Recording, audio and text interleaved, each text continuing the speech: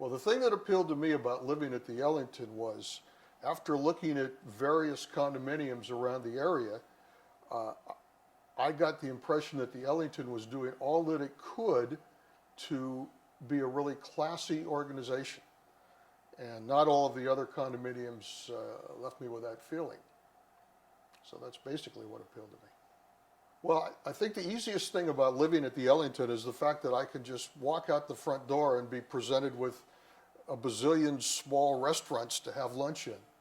Or if I'm with friends entertaining, what have you, there's really very nice restaurants. There's some clubbing activities. There's the potential to just walk around and enjoy the sights, watch the sailboats sailing up and down the estuary, that sort of thing. Whereas when I was living in Montclair, it was a much more bucolic setting. There was trees and chipmunks and, or rather squirrels, I guess, deer running around the front yard, that sort of thing. Much quieter, much quieter.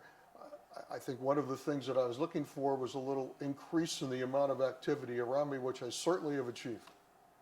Well, in my case, the house that I left in Montclair was the family house that I bought when my parents retired. So there was even a bigger change in the sense that I was selling the family house. But it didn't prove to be all that much of a problem. I got ready to make a change in lifestyle and just did it. Well, I think the way that the Ellington portrays the sophistication that I was talking about earlier is that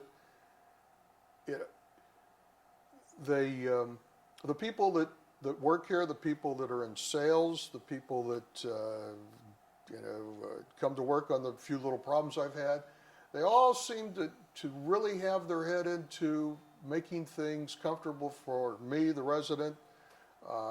Also, I suppose you could say that, compared to other condominiums I looked at in the area, the materials and the workmanship are all, I think, a little cut above. The appliances in the kitchen are a little better than some of the others that I looked at, that sort of thing. Also, of course, Duke Ellington was a very classy guy.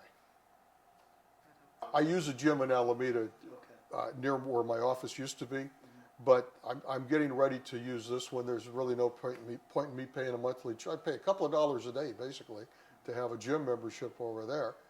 And this is a better gym, and it's much, much smaller, of course, but it has better equipment than the gym over there. And I don't use any of the classes. I don't do the spinning classes or anything. That'll kill you, by the way. That'll send you to an early death. But the sorts of things that I use at the gym in Alameda, I was looking over the machines here, and newer, better machines here that do the same things. So I will be using this gym. But the change that I want to see in my lifestyle is me getting out more, enjoying dinners out, clubbing. Not only that, but just wandering around the trails around the estuary, watching the sailboats, which is a hobby, a sport that I used to be involved in, competitive racing out on the bay. So that's the sort of thing that I hope to change a little bit. The unit that I purchased here was fairly different from the other units I looked at in the sense that it's on the corner of the building. And it has the water view that I was looking for. It has a view of the estuary and a filtered view of the bay and a filtered view of the city skyline. So it has two views rather than just one. The other units I was looking at, you could get the city view or the estuary view, or on the other side of the building, the view of where I came from. I didn't really want that. Simple, I think San Francisco would be great, the sophistication level over there. I mean, I lived in San Francisco for a long time. I actually lived out on Union Street. All my friends are here, my sailing friends. I went to Oakland High School, so I'm kind of a homeboy.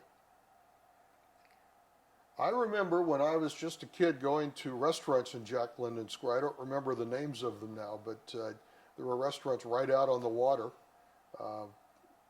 So, yeah, I guess Jack London Square is rejuvenated, particularly since Jerry Brown got involved. But I've always remembered Jack London Square as a place where there are restaurants and places to go, things to do.